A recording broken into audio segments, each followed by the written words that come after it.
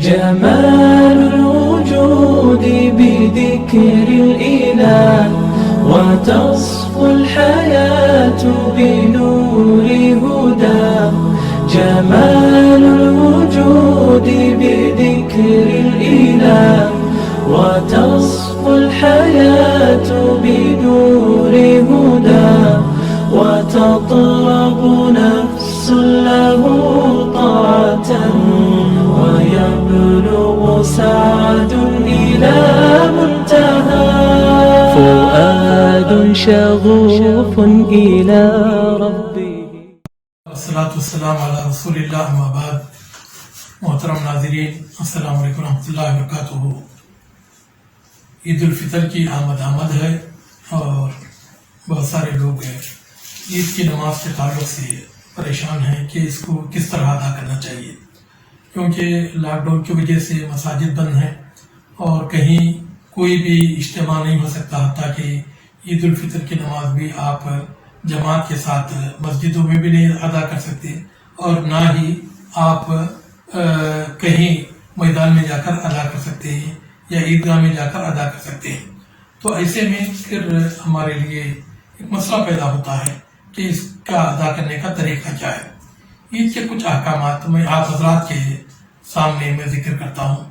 سب سے پہلی چیز یہ ہے کہ جب اگر ہم نے چاند دیکھ لیا یا چاند دیکھنے کی خبر آ گئی تو اس کے بعد سے آپ تکبیرات کہنا شروع کر دیں. تکبیرات اس طرح ہے: اللہ اکبر، اللہ اکبر، لا الہ الا اللہ، اللہ اکبر، اللہ اکبر وللہ الحمد. اور یہ اس وقت تک کہتے رہیں جب تک کہ آپ نماز عید سے فارغ نہ ہو جائیں. اور اس کے بعد جو عید کی سنتیں ہیں ان میں یہ ہے کہ اگر کسی نے اپنا فطرہ دے دیا ہے تو بہت اچھی بات ہے. اگر فطرہ اس نے ادا نہیں کیا تو اسے اپنا فطرہ ادا کر دینا چاہیے. اور جو فطرے کی مقدار ہے 2 کلو 650 گرام غلہ اناج جو آپ استعمال کرتے ہیں تو وہ نکالیں. اور لاک ڈاؤن کی وجہ سے اگر آپ اسی عید کی نماز سے پہلے لوگوں کو پہنچا نہیں سکتے تو آپ عید سے پہلے ہی اسے نکال کر الگ سے رکھ دیں تاکہ جب یہ حالات ختم ہو جائیں تو آپ ان غریبوں کو پہنچا دیں. تو انشاءاللہ اللہ تعالیٰ کی ذات سے امید ہے کہ اس مجبوری کی وجہ سے آپ کو عید سے پہلے ہی فطرہ ادا کرنے کا اللہ تعالیٰ انشاءاللہ ثواب عطا فرمائیں گے. اور عید کی جو سنتیں ہیں وہ یہ ہے کہ آپ غسل کریں اور غسل کر کے جو عمدہ لباس آپ کے پاس میسر ہے آپ اسے زیبتن کریں، آپ اسے پہنیں اور پہن کر خوشبو لگائیں. اور آپ اپنے ہی گھر میں تکبیرات کہتے رہیں.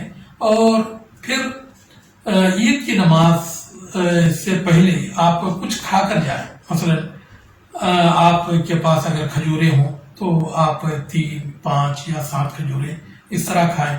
اگر کھجوریں نہ ہو تو کوئی بھی میٹھی چیز آپ کھا سکتے ہیں، کیونکہ یہ عید الفطر ہے.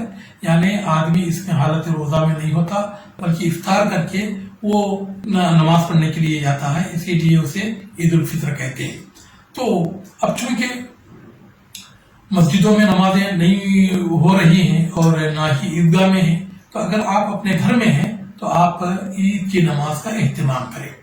عید کی نماز کا جو طریقہ یہ ہے کہ اگر 2 بندے ہوں تو وہ بھی جماعت کے ساتھ پڑھ سکتے ہیں. اگر 2 آدمی ہیں، 4 آدمی ہیں یا گھر والے اگر مل کر اگر عید کی نماز باجماعت ادا کرنا چاہتے ہیں تو بھی وہ نماز عید باجماعت ادا کر سکتے ہیں. اور اس کا طریقہ یہ ہے کہ امام آگے کھڑا ہو جائے اور پہلے مرتبہ اللہ اکبر کہہ کر تکبیر تحریمہ وہ کہہ کر اپنے سینے پر ہاتھ باندھ لے اور پھر ثنا پڑھے: سبحانک اللہم و بحمدک وتبارک اسمک وتعالی جدک ولا الہ غیرک. پھر اس کے بعد 7 زائد تکبیرات: اللہ اکبر، اللہ اکبر، اللہ اکبر، اللہ اکبر، اللہ اکبر، اللہ اکبر، اللہ اکبر. تو 7ویں تکبیر پر آدمی ہاتھ باندھ لے، سینے پر ہاتھ باندھ لے اور پھر اعوذ باللہ من الشیطان الرجیم بسم اللہ الرحمن الرحیم دل میں پڑھ کر الحمدللہ رب العالمین الرحمن الرحیم مالک یوم الدین ایاک نعبد و ایاک نستعین اہدنا الصراط المستقیم صراط الذین انعمت علیہم غیر المغضوب علیہم ولا الضالین آمین۔ اور اس کے بعد اگر اسے سبح اسم ربک الاعلیٰ کا سورہ یاد ہے تو وہ پڑھے، اگر وہ یاد نہیں ہے تو جو بھی سورت اس کو آسان لگے وہ پڑھے، اور پڑھنے کے بعد پھر اللہ اکبر کہہ کر وہ رکوع میں جائے، رکوع کرے، رکوع سے پھر اپنا سر اٹھائے اور سمیع اللہ لمن حمیدہ کہے، اور پھر اللہ اکبر کہہ کر سجدے میں جائے، سجدے میں جا کر پہلا سجدہ کرے، پھر تشہد میں بیٹھے، پھر دوسرا سجدہ کرے، اور دوسرا سجدہ کرنے کے بعد پھر اٹھے، اٹھ کر بیٹھے، اور پھر سیدھا اٹھ کر کھڑا ہو اور اللہ اکبر کہہ کر جو آدمی اٹھنے کی جو تکبیر ہے، مثلا جب وہ جلسے سے اٹھتا ہے تو پھر اللہ اکبر کہہ کر جب دوسرے سجدے سے وہ اٹھتا ہے، اللہ اکبر کہتے ہوئے جو اٹھتا ہے وہ اللہ اکبر کو چھوڑ دے، پھر اس کے بعد 5 زائد تکبیرات، اللہ اکبر اللہ اکبر اللہ اکبر اللہ اکبر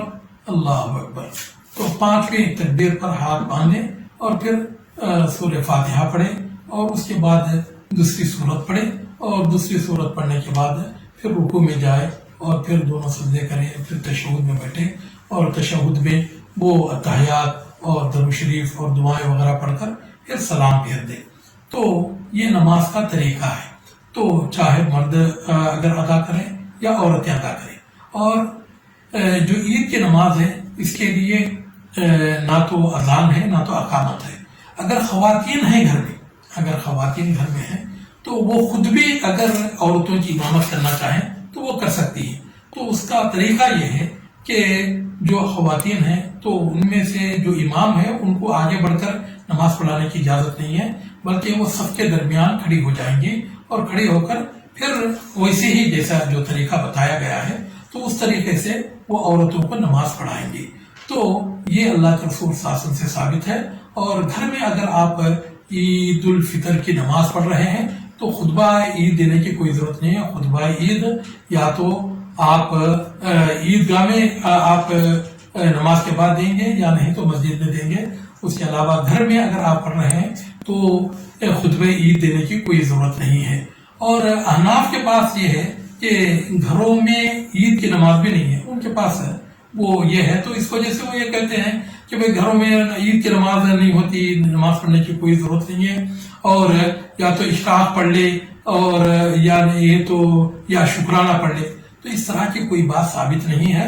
تو اور یہ جس طرح جمعہ کی نماز کے تعلق سے یہ لوگ قیاس کرتے ہوئے کہتے ہیں کہ بھئی جمعہ کے دن اگر ہم گھر میں نماز پڑھتے ہیں تو نماز جمعہ نہیں پڑھتے بلکہ ہم نماز ظہر پڑھتے ہیں۔